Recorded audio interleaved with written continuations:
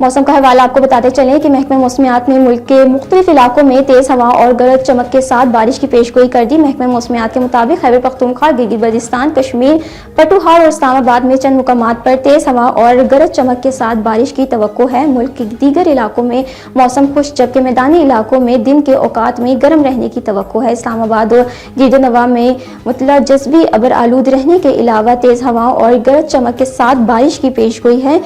मरी, गिलगित और गिरदोनवा की मतलूब अबर आलूद रहने के अलावा तेज़ हवा और गरज चमक के साथ बारिश की तवक्को है। पंजाब के बेशतर अजला में मौसम खुश्क, जबकि दिन के दौरान गर्म रहने की तवक्को है। रावलपिंडी, अटक, चकवाल, जेहलम और में आंधी और गरज चमक के साथ बारिश होने का इम्कान है।